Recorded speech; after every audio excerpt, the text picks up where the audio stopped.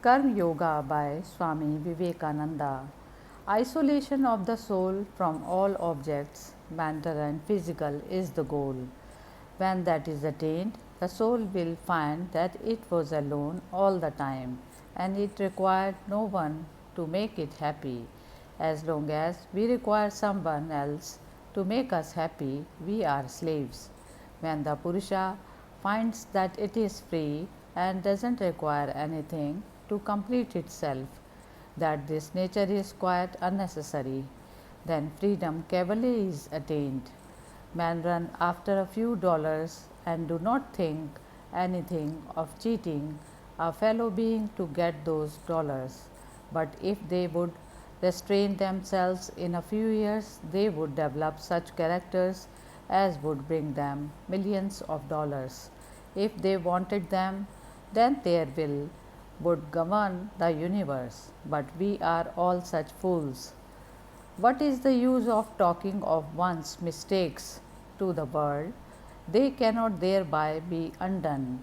For what one has done, one must suffer, one must try and do better. The world sympathizes only with the strong and the powerful. It is only work that is done as a free will offering to humanity and to nature that doesn't bring with it any binding attachment. Duty of any kind is not to be slighted.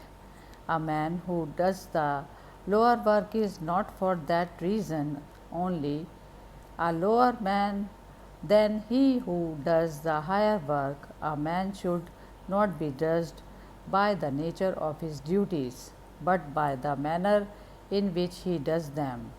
His manner of doing them and his power to do them are indeed the test of a man.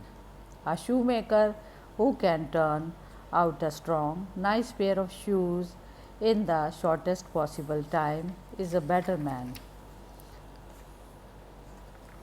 according to his profession and his work, than a professor who talks nonsense every day of his life. Every duty is holy, and devotion to duty is the highest form of the worship of God. It is certainly a source of great help in enlightening and emancipating the deluded and ignorance encumbered souls of the Baddhas, the bound ones. By doing well the duty which is nearest to us, the duty which is in our hands now, we make them ourselves stronger and improving our strength in this manner step by step. We may even reach a state in which it shall be our privilege to do the most coveted and honored duties in life and in society. Nature's justice is uniformly stern and unrelenting.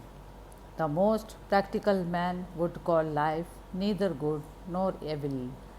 Every successful man must have behind him somewhere tremendous integrity, tremendous sincerity, and that is the cause of his signal success in life.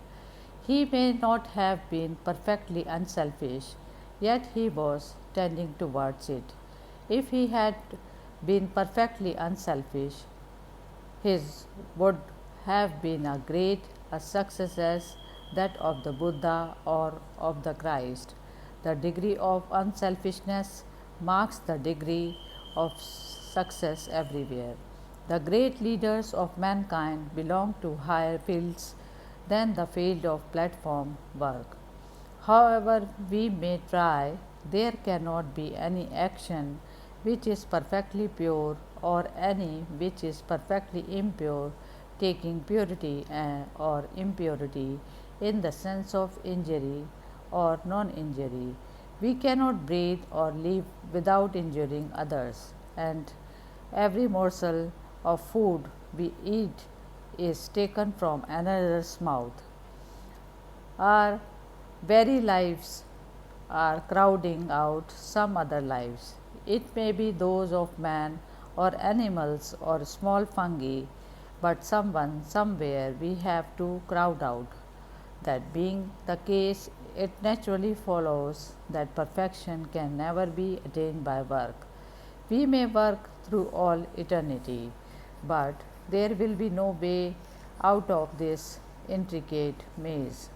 We may work on and on, but there will be no end. The man who works through freedom and love cares nothing for results, but the slave wants his whipping, the servant wants his pay. So, with all life, take for instance the public life. The public speaker wants a little applause or a little hissing and hooting. If you keep him in a corner without it, you kill him, for he requires it. This is working through slavery. To expect something in return under such conditions becomes second nature. Next comes the work of the servant who requires some pay. I give this and you give me that. Nothing is easier to say, I work for work's sake, but nothing is so difficult to attain. I would go 20 miles on my hands and knees to look on the face of the man who can work for work's sake. There is a motive somewhere. If it is not money, it is power. If it is not power, it is gain. Somehow, somewhere, there is a motive power. You are my friend, and I want to work for you and with you. This is all very well, and every moment I may make protestation of my sincerity. But take care, you must be sure to agree with me. If you do not, I shall no longer take care of you or live for you. This kind of work for a motive brings misery. That work alone brings unattachment and bliss, wherein we work as masters of our own minds. The great lesson to learn is that I am not the standard by which the whole universe is to be judged. Each man is to be judged by his own idea, each race by its own standard and ideal, each custom of each country by its own reasoning and conditions. American customs are the result of the environment in which the Americans live, and Indian customs are the result of the environment in which the Indians are, and so of China, Japan, England, and every other country. We all find ourselves in the position for which we are fit. Each ball finds its own hole, and if one has some capacity above another, the world will find that out too. In this universal adjusting that goes on, so it is no use to grumble.